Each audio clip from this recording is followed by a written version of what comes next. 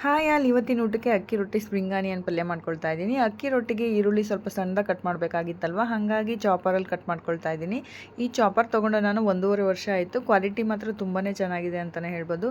ಸ್ವಲ್ಪ ಕ್ವಾಂಟಿಟಿ ಕಡಿಮೆ ಇಡಿಸುತ್ತೆ ಬಿಟ್ಟರೆ ಕ್ವಾಲಿಟಿ ವೈಸ್ ತುಂಬಾ ಚೆನ್ನಾಗಿದೆ. ಇದು ಚಾರ್ಜಿಂಗ್ ಹಾಕೊಳ್ಳೋ ಆಪ್ಷನ್ ಇರುತ್ತೆ. ಒಂದು ಬಟನ್ ಒತ್ತಿದ್ರೆ ಸಾಕು, ಆರಾಮಾಗಿ ಚಾಪ್ ಮಾಡ್ಕೊಬೋದು. ಸ್ಪ್ರಿಂಗ್ ಆನಿಯನ್ ಪಲ್ಯಗೂ ಕೂಡ ಆವಾಗಲೇ ಈರುಳ್ಳಿನ ಚಾಪ್ ಮಾಡಿ ಇಟ್ಕೊಂಡಿದ್ದೆ ಅಲ್ವಾ, ಅದನ್ನೇ ಹಾಕಿ ಚೆನ್ನಾಗಿ ಫ್ರೈ ಮಾಡ್ಕೊಳ್ತಾ ಇದ್ದೀನಿ. ಸ್ಪ್ರಿಂಗ್ ಆನಿಯನ್ನು ಹಾಕಿ ಸ್ವಲ್ಪ ಫ್ರೈ ಆದಮೇಲೆ ಖಾರದ ಪುಡಿ, ಅರಿಶಿನ ಪುಡಿ, ಗರಂ ಮಸಾಲ, ಸ್ವಲ್ಪ ಜೀರಿಗೆ ಪುಡಿ, ಉಪ್ಪು ಹಾಕ್ಕೊಂಡು ಚೆನ್ನಾಗಿ ಫ್ರೈ ಮಾಡ್ಕೊಳ್ತಾ ಇದ್ದೀನಿ. ನಾನು ಮೊಟ್ಟೆನ ಒಂದು 4 ಹಾಕ್ಕೊತಾ ಇದ್ದೀನಿ. ಇದು ಒನ್ ಟೈಮ್ಗೆ ಅಂತೇಳಿ ಸ್ವಲ್ಪ ಕ್ವಾಂಟಿಟಿ ಕಮ್ಮಿನೇ ಮಾಡ್ಕೊಳ್ತಾ ಇದ್ದೀನಿ. ಈ ಪಲ್ಯ ತಣ್ಣಗಾದರೆ ಅಷ್ಟೊಂದು ಚೆನ್ನಾಗಿರಲ್ಲ, ಹಾಗಾಗಿ ನೀವು ಮೊಟ್ಟೆ ಜಾಸ್ತಿ ಬೇಕಂದ್ರೂ ಹಾಕ್ಕೊಬೋದು. ತುಂಬಾ ರುಚಿಯಾಗಿರುತ್ತೆ.